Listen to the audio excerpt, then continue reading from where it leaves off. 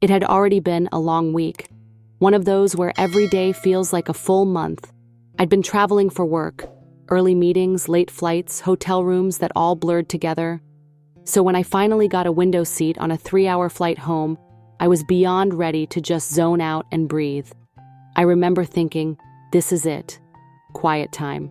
No calls, no stress. I even upgraded to this seat with the last of my travel points. A small reward to myself for surviving the week. The boarding process was dragging as usual. I had already tucked in my carry-on, pulled my hoodie over my head, and was halfway into a podcast when I felt a tap on my shoulder. I turned around, and there she was. Blonde bob, oversized sunglasses, purse the size of a toddler, and that look, you know the one. The "I run the world and you're in my way" look. She tilted her head and said, "Hi, you're in my seat." I blinked, took out my earbuds. "Sorry?" She pointed. "That's my seat, 14A. I pulled out my ticket, triple-checked. "Actually, this is 14A.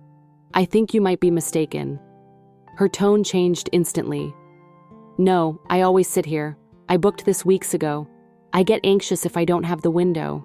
Now, part of me wanted to just shrug it off and move, but something about the way she said it, like it was hers by default, made me pause.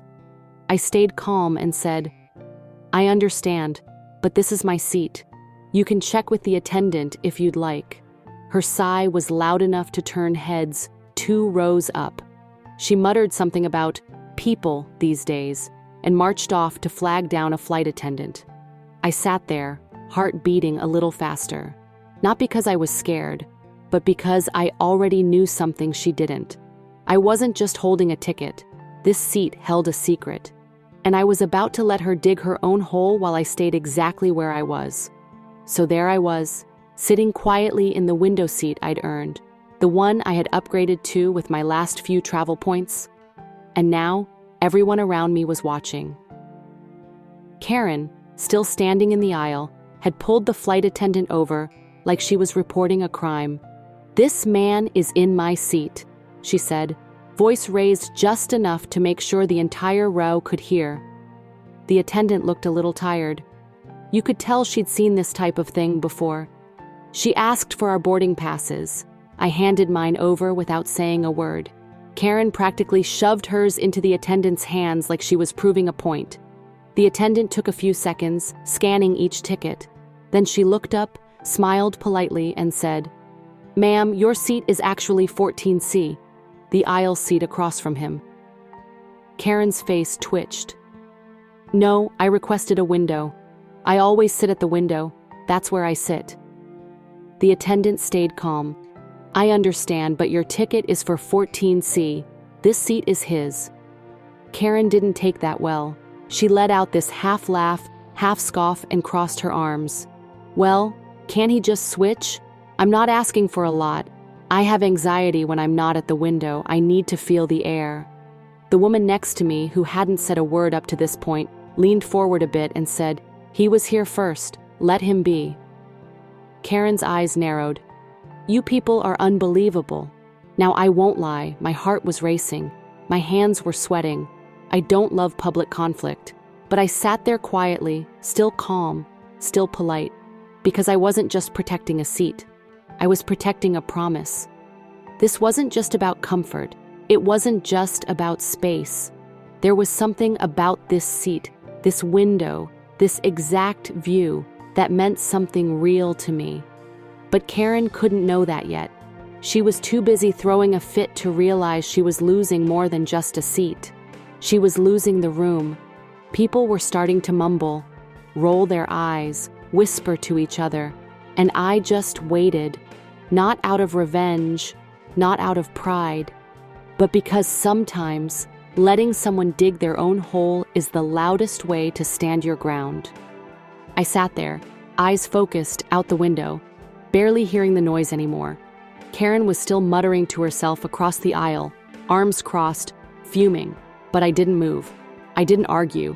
I didn't even look at her again. Because that seat, my seat, wasn't just a seat. It was the last place my father sat before he passed away. This was his favorite flight. The same airline, same route, even the same time of day.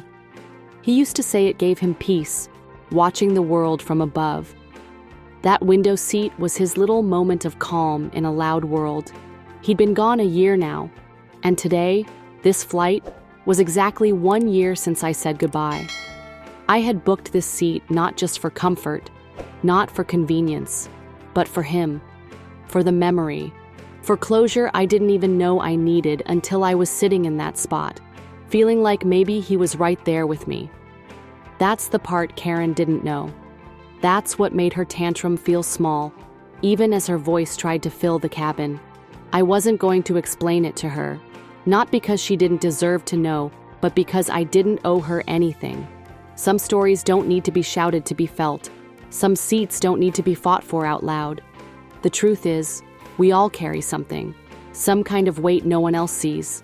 And while she was throwing hers around like it gave her power, I was holding mine quietly, with meaning. It hurt, sitting there remembering, but it also felt right, like I was giving myself permission to finally stop rushing through grief and just sit with it.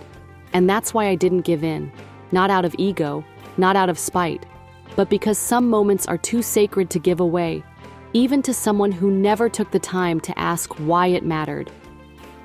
The flight was almost ready for takeoff, and Karen still hadn't let it go. She leaned across the aisle, glaring at me like I'd personally ruined her entire week. "You could have just switched," she said, loud enough for everyone in the row to hear.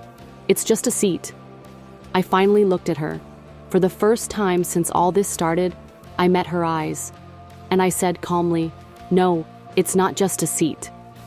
She rolled her eyes, scoffing, clearly expecting a fight. But instead, I turned to the flight attendant who was doing one last walk through. I asked her quietly, "Is it all right if I speak to you for just a moment?" She nodded and leaned in. I told her, not loudly, not for drama, but just loud enough for her to hear. I said, "This is the seat my father always flew in. Today is the anniversary of the day he passed. I booked this flight, this exact time, just to sit here, just to feel close to him."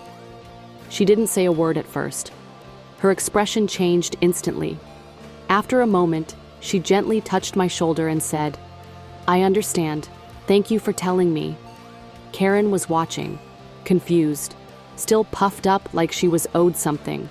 But the attendant turned to her and simply said, "Ma'am, please take your assigned seat. This one is not available for reassignment." Karen looked like she was about to argue, but something in the attendant's tone must have told her it wasn't worth it. She huffed, grabbed her oversized purse, and plopped into her actual seat with a loud sigh. No apology, no acknowledgement, but I didn't need one. Because in that moment, the power didn't come from being right. It came from staying still, from honoring something bigger than an argument. I looked out the window, and for the first time in a long time, I felt peace, not because Karen lost, but because I didn't let her take something that didn't belong to her.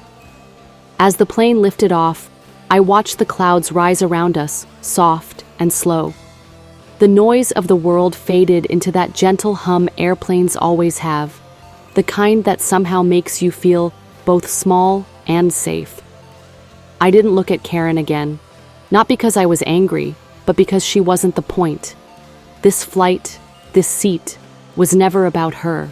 It was about holding space for someone I loved, about finding peace in a place where we once shared moments together. It was about memory, about letting go, and about reminding myself that just because someone speaks louder doesn't mean they're right. That day I realized something powerful. Not every battle needs a war.